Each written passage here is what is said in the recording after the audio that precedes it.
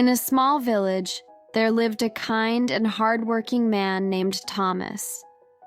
He was a carpenter and spent his days making beautiful wooden furniture. But more than anything, Thomas loved his only son, James. James was a bright and cheerful boy who loved to play by the river near their home. His father worked hard every day to provide for him, making sure he had everything he needed. Even though they were not rich, their home was always filled with love and laughter. One day, James asked his father, "Papa, why do you work so hard?" Thomas smiled and gently placed his rough, calloused hand on James's head. "Because I love you, my son. I want you to have a good life." James hugged his father and said, "I love you too, Papa." But life was not always easy. One evening, as Thomas was returning home from work, dark clouds gathered in the sky. A storm was coming. Thomas hurried home, worried about his son. Little did he know, this storm would change their lives forever. The wind howled and rain poured heavily as Thomas rushed home. His heart pounded with fear. James had been playing by the river earlier. What if he was still there? "James!" Thomas called out as he reached their small house. But the house was empty. The only sound was the rain hitting the roof. Without a second thought, Thomas grabbed a lantern and ran toward the river. The water had risen dangerously high, and the currents were strong. His eyes searched desperately through the darkness. Then he saw it, a small figure clinging to a rock in the middle of the river. It was James. "Papa!" James cried, his voice weak from fear and exhaustion. Thomas didn't hesitate. He jumped into the icy water, fighting against the strong current.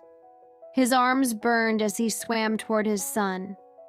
"Hold on, James, I'm coming," he shouted.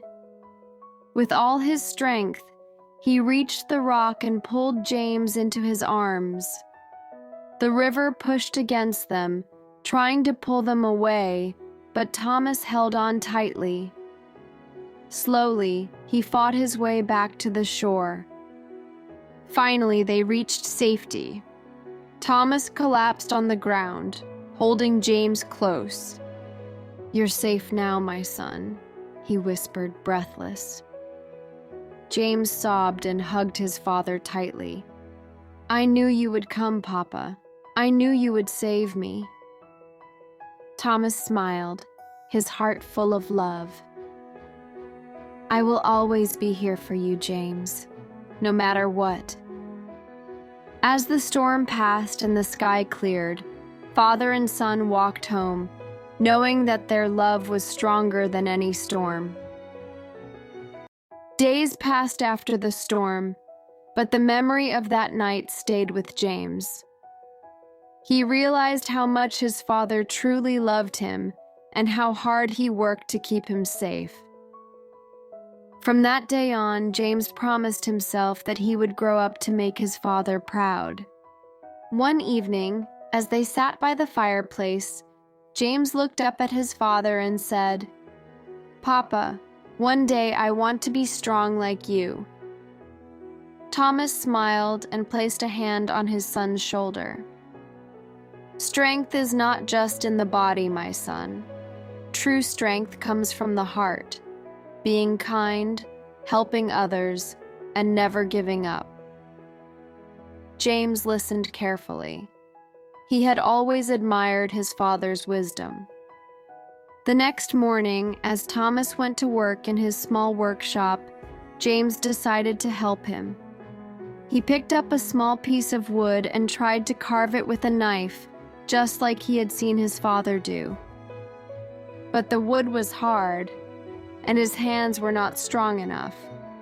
Thomas noticed and chuckled. "It takes patience, James. Let me teach you," Day by day, Thomas guided James, showing him how to shape the wood with care and precision. At first, James made mistakes, but his father never scolded him. Instead, he encouraged him, teaching him that failure was just a step toward learning. One evening, after many weeks of practice, James finally completed his first small wooden toy, a tiny boat. He ran to his father, his eyes shining with excitement. "Papa, look, I made it!" Thomas took the little boat in his hands, examining it carefully. It wasn't perfect, but it was made with love and effort. He smiled proudly. "It's beautiful, my son. I always knew you could do it." James beamed with happiness. At that moment, he realized that his father's love was not just in words. It was in his actions, in his patience, in the way he always believed in him. And so, as the years passed, James continued to learn from his father, not just about carpentry, but about life, love, and the true meaning of strength. Years passed, and James grew into a strong and capable young man.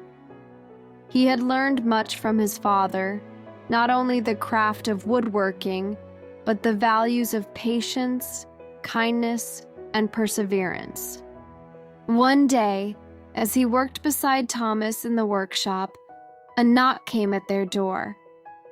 It was an old man from the village, carrying a broken wooden chair. His hands trembled as he set it down. "Thomas, I was hoping you could fix this for me," the old man said. "It belonged to my wife. She passed away last year, and this chair is all I have left of her." Thomas nodded kindly. "Of course, my friend. We'll take care of it." James watched as his father carefully examined the chair. The legs were wobbly, and the backrest had a deep crack. It would take time to repair, but Thomas didn't hesitate. "Come, James," Thomas said. "Let's fix this together." For days, they worked side by side, carefully restoring the chair. James sanded the wood, feeling the smooth grain beneath his fingers.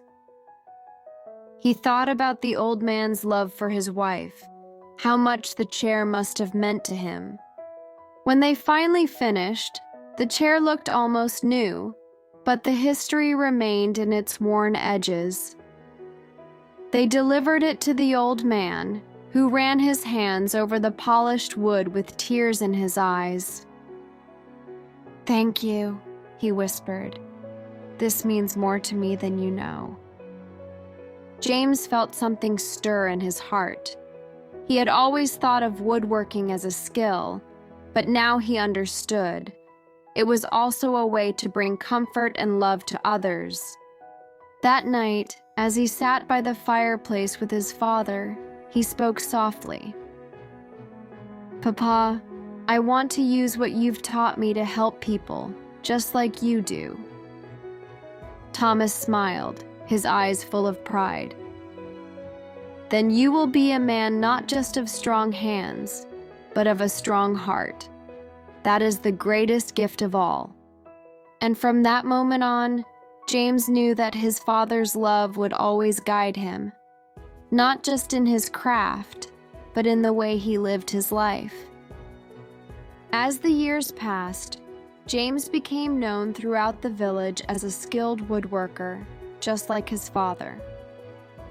People came to him with broken furniture, special requests, and even simple carvings for their children.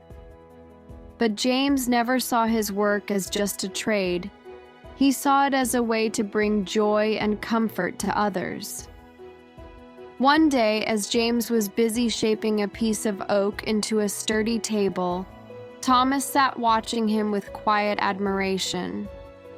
His hands, once strong and steady, had begun to tremble with age. Though he still worked alongside James, his strength was not what it used to be. "James," Thomas said one evening, sitting by the fire, "there will come a time when these hands of mine can no longer hold a chisel. When that day comes, I want you to remember that the true heart of our craft is not in the wood, but in the love we put into it." James listened carefully, feeling a deep respect for the man who had shaped not just wood, but his entire life. One winter morning, as snow blanketed the village, a group of men arrived at their small workshop. They carried with them a request that surprised James. "We are building a new school for the children," one of the men explained. "But we need desks, chairs, and tables. We know you and your father are the best carpenters in the village. Would you help us?" James turned to Thomas, who smiled with pride. "Of course we will help," he said. For weeks, James and Thomas worked tirelessly. Every plank they cut, every nail they hammered, was done with care. Even when Thomas could only offer guidance rather than labor, his wisdom and patience were invaluable. Finally, the day came when the furniture was delivered to the new school. The children ran their hands over the smooth wooden desks, their eyes filled with excitement. One little girl looked up at James and whispered, "Thank you." James felt a warmth in his heart, deeper than any pride he had ever known. He looked at his father, who nodded knowingly. That night, as they sat together, James took his father's worn hands in his own. "Papa," he said, "everything I am, everything I do, is because of you." Thomas smiled, his eyes misty with emotion. "And everything I have given you, my son, was given with love. That is the greatest gift a father can pass on." And so, as time moved forward, James continued his father's work, not just with wood, but with kindness, patience, and the love that had been passed down to him. The love of the father lived on. Years passed, and James became a father himself. His son, Daniel, grew up watching him work, just as James had once watched Thomas. The boy marveled at the way his father shaped wood with such care, how he sanded each surface until it was smooth, and how he always had a kind word for those who came to the workshop. One evening, as the sun set behind the hills, Daniel sat beside his father, watching him carve a beautiful rocking chair. "Papa," Daniel asked, "why do you spend so much time making everything perfect?" James smiled, setting down his chisel. "It's not about perfection, my son. It's about love. When we put love into what we do, we bring joy to others. That is what your grandfather taught me, and that is what I hope to teach you." Daniel thought for a moment. "So, love is more important than skill?" James nodded. "Skill is learned, but love is given. And when you give love freely, it always finds a way to return." Not long after, a terrible storm swept through the village, damaging homes and leaving many without shelter. The villagers gathered, uncertain of how to rebuild. But James, remembering the lessons of his father, stepped forward. "We have wood, tools, and hands willing to work," he said. "Let us rebuild together." Inspired by his words, the villagers came together, working side by side. James guided them, showing them how to reinforce walls, mend roofs, and restore what had been lost.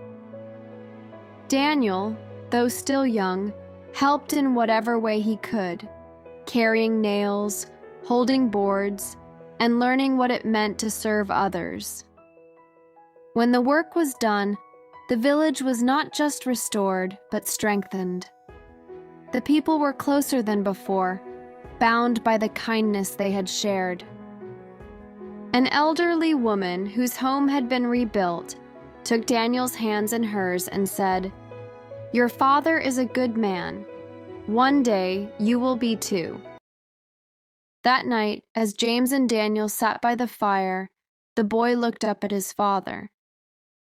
"Papa, today I saw what you meant.